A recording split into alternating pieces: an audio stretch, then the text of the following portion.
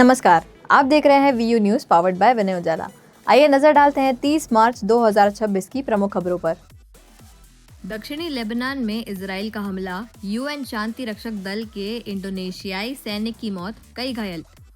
चीन उत्तर कोरिया के बीच सीधी उड़ान सेवा फिर शुरू, कोरोना महामारी की शुरुआत से थी बंद। राष्ट्रपति ट्रंप के विमान एयरफोर्स 1 की सुरक्षा में बड़ी चूक, तुरंत भेजे गए F-16 लड़ाकू विमान। वेस्ट बैंक में CNN टीम से मारपीट के बाद IDF का बड़ा एक्शन, रिजर्व बटालियन को किया निलंबित। नेपाल में 4 पूर्व प्रधानमंत्रियों की संपत्ति की जांच शुरू, ओली देउबा, प्रचंड, माधव कुमार, दीपक खड़का गिरफ्तार। सीएम ममता बनर्जी का तीखा प्रहार, कहा चुनाव खत्म होते ही गैस कैश देना बंद कर देगी भाजपा। राज्य में विकास के लिए शांति पहली शर्त, असम में पार्टी कार्यकर्ताओं के साथ संवाद में बोले पीएम मोदी। डीएमके महिलाओं को 8,000 के कूपन देगी, AIADMK राशन कार्ड धारकों को मुफ्त रेफ्रिजरेटर। MLC पद से नीतीश कुमार का इस्तीफा, सीएम पद बरकरार। पश्चिम एशिया संकट पर राजनीति नहीं, समाधान चाहिए, प्रियंका गांधी बोली, एकजुट रहना जरूरी। महाराष्ट्र में रूस में नौकरी दिलाने के नाम पर ठगी, 3 पर केस दर्ज। पुणे में मारे गए कारोबारी को 64.7 लाख रुपए का मुआवजा, 2022 में सड़क दुर्घटना में हुई थी मौत। उद्धव गुट की 2 टूक, बोले ईंधन संकट और लॉकडाउन की अफवाह के बीच भरोसा कायम रखना चुनौती। गुजरात में शॉर्ट सर्किट से 25 स्क्रैप गोदाम में लगी भीषण आग।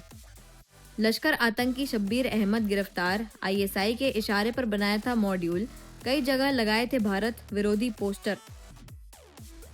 दिल्ली में मेट्रो ट्रैक पर गिरने से एक व्यक्ति घायल, संतुलन बिगड़ने से हुआ हादसा, अस्पताल में कराया गया भर्ती।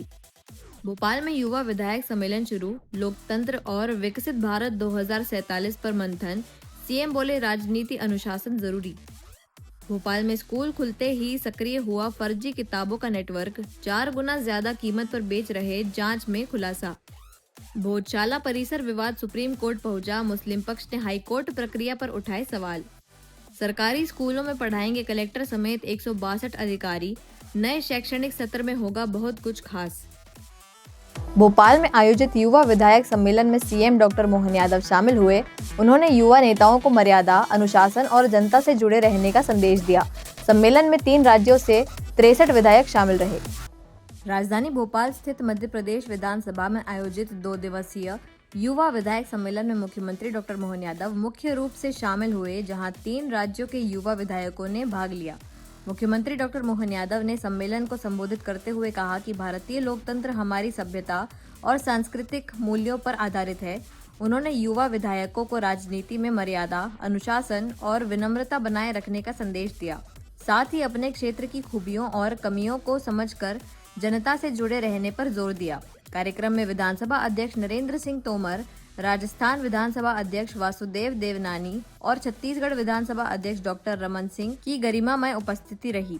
इस दौरान संसदीय कार्य मंत्री कैलाश विजयवर्गीय और नेता प्रतिपक्ष उमंग सिंघार सहित मध्य प्रदेश, राजस्थान और छत्तीसगढ़ के कुल 63 युवा विधायक सम्मेलन में शामिल हुए। युवा विधायक सम्मेलन के आज के इस बहुत गरिमापूर्ण और संसदीय परंपरा का तो ये अद्भुत आज उदाहरण है। इस अवसर पर छत्तीसगढ़, राजस्थान, मध्य प्रदेश के हमारे सभी अधिकारीगण और प्यारे युवा विधायक बंधुओं, मैं लोकतंत्र के साथ मध्य प्रदेश और देश का संदर्भ अगर देखता हूं तो हमारा ये आधुनिक समय का लोकतांत्रिक जो स्वरूप दिखाई देता, कई अर्थ में कभी कभी गलत फहमी में भी हम मान लेते कि यूरोपीय देशों से, पश्चिमी देशों से आता है। मूलतः ये हमारा अपना नैसर्गिक गुण है और ये नैसर्गिक गुण युगों युगों से है।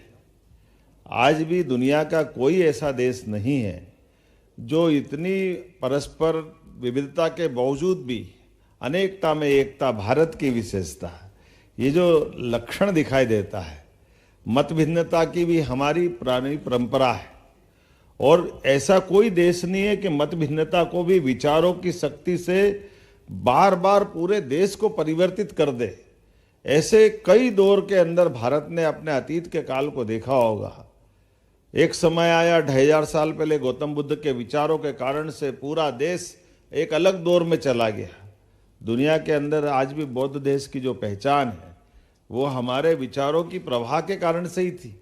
महात्मा बुद्ध ने वैसे तो भगवान विष्णु के अवतार उनको भी मान लिया, लेकिन 1400 साल पहले शंकराचार्य खड़े हुए, उन्होंने फिर विचारों की परंपरा से पूरे देश को बदल दिया। कहीं दूसरा कोई तरीका नहीं, लेकिन अपने विचारों के आधार पर, तर्क शक्ति के आधार पर, शास्त्रार्थ के आधार पर। मुख्यमंत्री डॉक्टर मोहन यादव ने एमएसएमई कार्यक्रम में 169 करोड़ से अधिक की प्रोत्साहन राशि जारी की। उन्होंने कहा कि छोटे उद्योग प्रदेश की अर्थव्यवस्था की रीढ़ हैं और रोजगार बढ़ाने में अहम भूमिका निभाते हैं। मुख्यमंत्री डॉक्टर मोहन यादव ने समर्थ एमएसएमई विकसित मध्य प्रदेश कार्यक्रम में प्रदेश के उद्यमियों को बड़ी सौगात दी। मुख्यमंत्री निवास में आयोजित इस कार्यक्रम में उन्होंने 257 से अधिक एमएसएमई इकाइयों के खातों में 169.57 करोड़ रुपए की प्रोत्साहन राशि सिंगल क्लिक से अंतरित की और नव उद्यमियों को भूमि आवंटन पत्र भी वितरित किए। कार्यक्रम में मुख्यमंत्री डॉक्टर मोहन यादव ने कहा कि एमएसएमई इकाइयां प्रदेश की अर्थव्यवस्था की रीढ़ हैं और लाखों परिवारों के स्वावलंबन का आधार भी। उन्होंने बताया कि राज्य सरकार उद्यमियों को पूंजी, भूमि और नीतिगत सहयोग देकर उद्योगों को बढ़ावा दे रही है। इस दौरान स्टार्टअप्स को अनुदान राशि भी जारी की गई। साथ ही लघु उद्योग निगम की ओर से 8 करोड़ रुपए का अंतरिम लाभांश चेक भी भेंट किया गया। जयकार लगाए, बोले भगवान महावीर स्वामी की। हम सबका सौभाग्य है एमएसएमई विभाग द्वारा आयोजित स्टार्टअप अनुदान और एमएसएमई के सभी उद्यमियों को भूखंड आवंटन, हित लाभ, ऐसे कई प्रकार के अलग अलग आयामों के साथ संयोजित इस कार्यक्रम में मंच पर विराजमान माननीय मंत्री एमएसएमई श्रीमान चेतन कश्यप जी, जिनके नेतृत्व में विभाग लगातार प्रगति कर रहा है, उन्नति कर रहा है और जहाँ जिसकी जैसी जरूरत है वहाँ वैसी दक्षता से वो काम भी कर रहे हैं। और आपके विभाग के प्रति परस्पर हमारी स्वच्छता भी है, हमारा समन्वय भी है और हमारा परस्पर विश्वास भी है। इसलिए महावीर स्वामी जी की जयंती को सार्थक कर रहा है। मुझे इस बात की प्रसन्नता भी है, जो जियो और जीने दो के साथ सरकार के आधार पर हर वर्ग के कल्याण के लिए, हर वर्ग को साथ लेके चलने के लिए, जहां सरकार की नीतियों में अपनी जन कल्याण की भावना छिपी रहती है, वहीं जो कहा गया उसको मैदानी हकीकत में उतारते हुए उसके अमली जामे पहनाने के लक्षण भी दिखाई देना चाहिए। और ये लक्षण दिखाई देने के ही उदाहरण है हमारे लिए। जो मैं अगर आंकड़ा देख रहा हूँ तो आज लगभग 2020-21 से लेकर 2024-25 तक का अंतरिम लाभ 8 करोड़ का भुगतान भी लघु उद्योग निगम द्वारा ये किया गया है। ये मैं बधाई देना चाहूँगा। एमएसएमई के अंतर्गत 257 इकाई को 169.57 करोड़ का हित लाभ। महावीर जयंती पर सीएम डॉक्टर मोहन यादव भोपाल में शोभा यात्रा में शामिल हुए। उन्होंने जैन मुनियों से आशीर्वाद लिया और भगवान महावीर के सत्य, अहिंसा और करुणा के संदेश को अपनाने की बात कही। महावीर जयंती के अवसर पर मुख्यमंत्री डॉक्टर मोहन यादव ने भोपाल में जैन मुनियों से भेंट कर आशीर्वाद प्राप्त किया और शोभा यात्रा में शामिल हुए। मुख्यमंत्री डॉक्टर मोहन यादव ने इस अवसर पर पूज्य श्रमण मुनि श्री 108 संभव सागर जी महाराज से मुलाकात कर उनका आशीर्वाद लिया। कार्यक्रम के दौरान बड़ी संख्या में श्रद्धालु भी मौजूद रहे और पूरे शहर में भक्ति और उत्साह का माहौल देखने को मिला। मुख्यमंत्री ने कहा कि भगवान महावीर ने मानव जीवन को सरल, संयमित और श्रेष्ठ बनाने के लिए सत्य, करुणा और अहिंसा का मार्ग दिखाया, जो आज भी समाज के लिए प्रेरणा स्रोत है। इंदौर दौरे पर सीएम डॉक्टर मोहन यादव ने एयरपोर्ट टर्मिनल का उद्घाटन और नर्मदा जल परियोजना का भूमि पूजन किया। इससे शहर को अतिरिक्त पानी मिलेगा और यात्री क्षमता भी बढ़ेगी। इंदौर में रविवार को मुख्यमंत्री डॉक्टर मोहन यादव का दौरा विकास की बड़ी सौगातों के नाम रहा। उन्होंने नवीनीकृत एयरपोर्ट T1 टर्मिनल का उद्घाटन किया, जिससे इंदौर एयरपोर्ट की सालाना यात्री क्षमता 40 लाख से बढ़कर करीब 50 लाख हो जाएगी।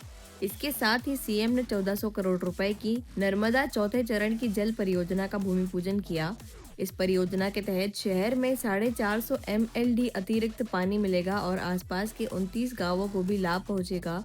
सीएम ने कहा कि यह योजना इंदौर के भविष्य को सुरक्षित करने के साथ जल संकट को स्थायी रूप से खत्म करने की दिशा में बड़ा कदम है।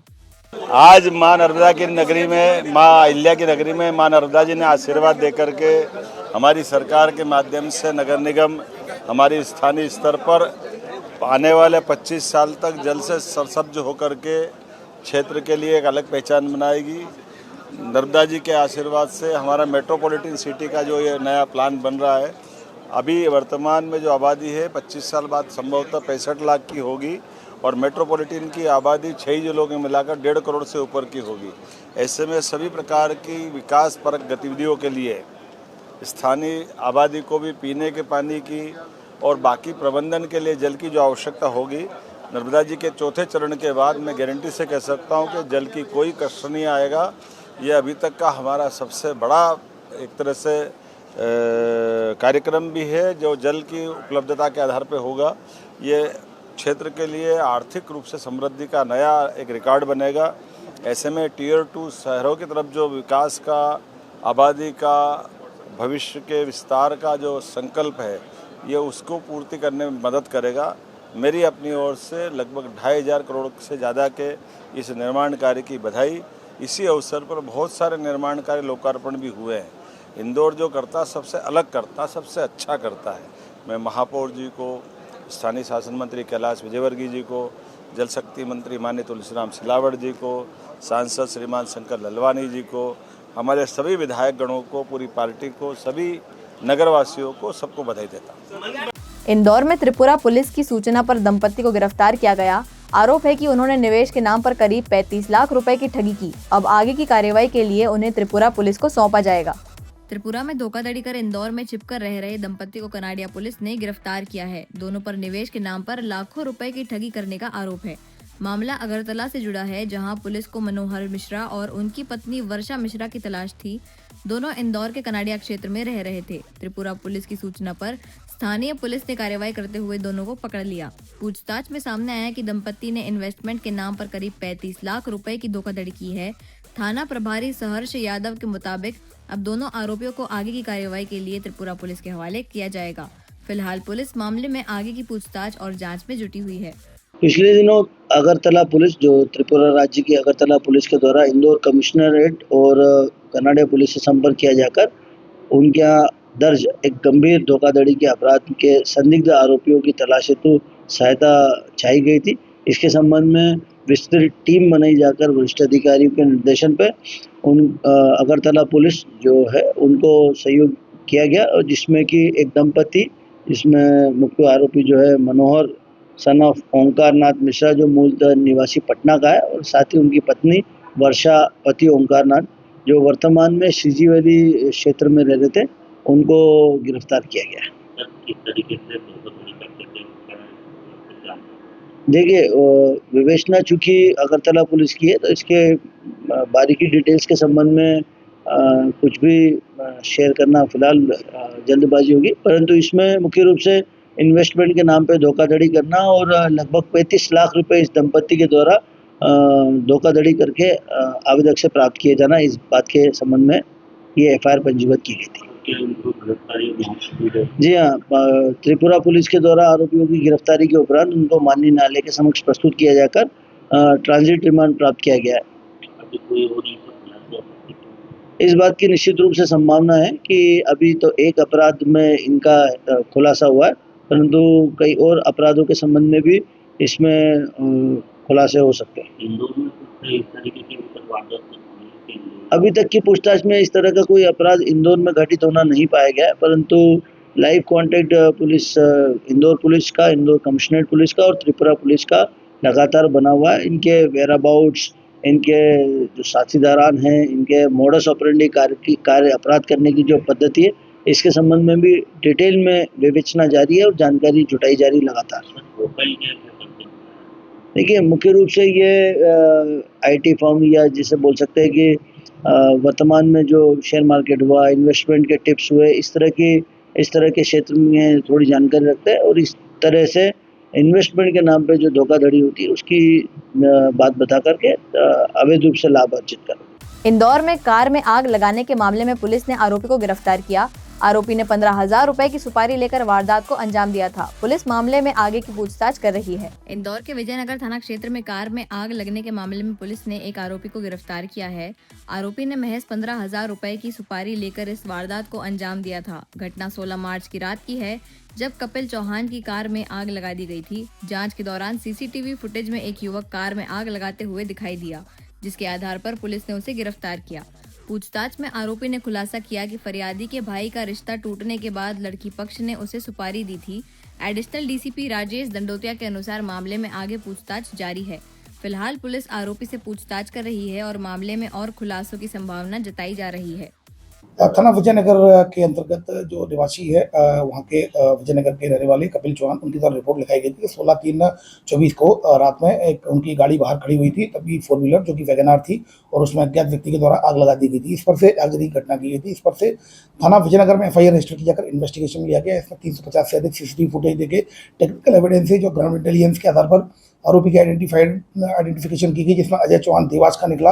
और जब उसको नेपानिया से गिरफ्तार किया गया, जब उससे पूछताछ की गई तो उसके द्वारा ये बताया गया कि उसको ये काम करने के लिए 15,000 रुपये मिले थे और वो मनीषा नाम की जो युवती है उसके द्वारा दिया गया था। जब मनीषा को गिरफ्तार किया तो मनीषा को हिरासत में लिया गया, पूछताछ की गई तो उसके द्वारा बताया गया कि उसके जो फरियादी है उसके छोटे भाई से रिश्ता तय न होने की वजह से उसके द्वारा ये घटना घटित कराई थी। पूर्व में भी फरियादी की एक बाइक चोरी की भी घटना करा चुकी है। फिलहाल थाना विजयनगर में दोनों ही आरोपियों को, मनीषा और अजय को, गिरफ्तार कर लिया गया है और मनी न्यायालय के समक्ष पेश किया जा रहा है।